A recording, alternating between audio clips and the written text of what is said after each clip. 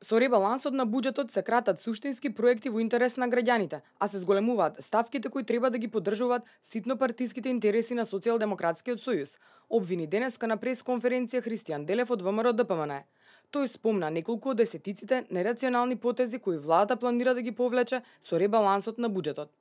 Дополнителни 2 милиона денари за службата на општи и заеднички работи, преку кој пред известно време отпочна постапка за набавка на октоподи, морски плодови и екзотична храна.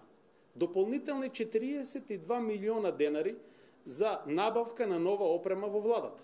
Дополнителни 20 милиони денари за времени вработувања за 5 месеци во сите министерства, со што веројатно ќе ги покриваат партизирањето на институциите од чистачка до министер, како што и најавија.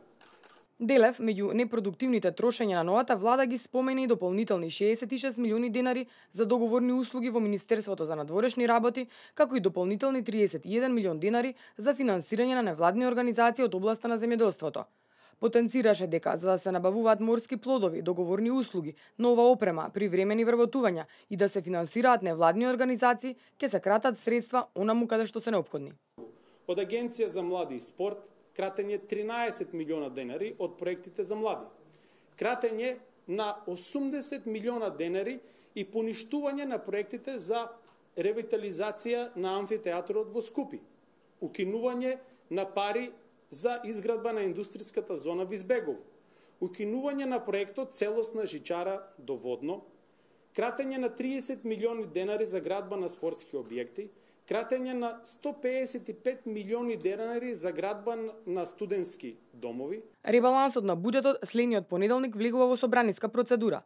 Со ребалансот, според премиерот Зоран Заев, се крати од сите непродуктивни трошоци. Вкупно и расходната и приходната страна на буџетот се кратат за по 3 милиарди денари или околу 49 милиони евра, а за 3 милиарди денари се крати од капиталните инвестиции.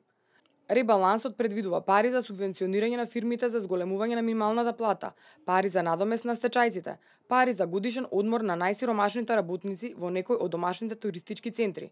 Ребалансот предвидува 9 милиони евра повеќе за активни мерки за вработување на млади, за субвенции за земјоделците, потоа за малите и средни претпријатија, како и за поддршка на домашните компании за да се еднакви со странските. Со ребалансот, дефицитот на буџетот останува 2,9%. Растот на економијата се намалува од претходната проекција на 3% на 2,2%. Очекувањата на владата се дека до илинден овој ребаланс ќе биде усвоен од собранието.